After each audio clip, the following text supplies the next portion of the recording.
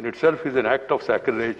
It has been happening as a routine for some time. I am distressed by the way this sacredness was destroyed yesterday. While some members sat on the table, some others climbed on the table of the House, perhaps to be more visible in such acts of sacrilege. I have no words to convey my anguish and to condemn such acts. As I spent a sleepless night,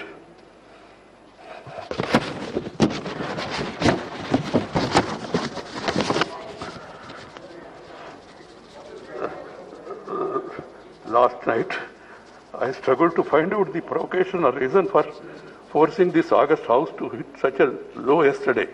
A discussion on agriculture problems and solutions was listed.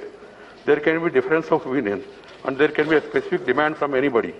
They could have discussed it in the House, protested and voted against this thing. And you have got every right, members have got every right to demand for it, withdrawal also.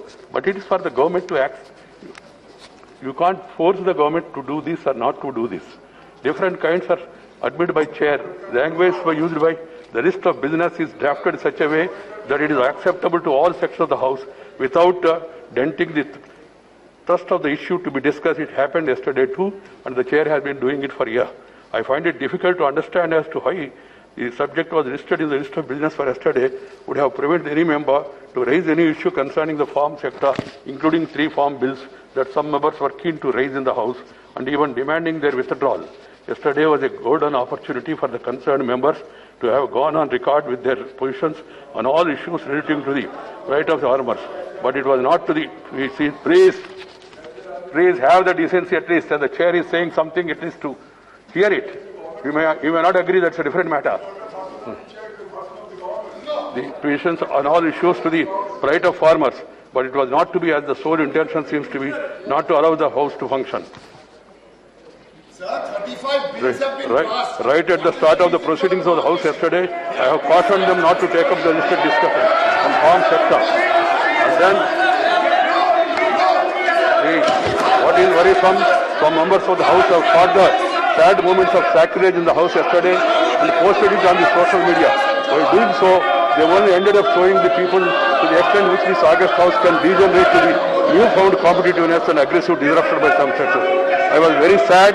I am deeply anguished, and also the nation also is anguished. As the chairman of the House, I am sacred to visualize the implications and consequences of such competitive acts of sacrilege in our temples of democracy. I earnestly appeal to the collective conscience of this House to seriously reflect on what happened yesterday, to explore the remedies. If any failure to do would certainly amount to the setback to our parliamentary democracy, and to make it irrelevant, I would like to remind all of you that we begin to celebrate 75 years of our independence in a few days from now.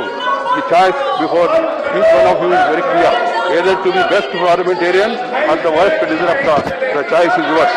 And I am told that some people have complained about not showing this in the Rajya Sabha. I don't know why Rajya Sabha TV is not showing. This also can be shown. I have no problem. I don't want to run the House like this. I am adjourning the House to meet at 12 a.m.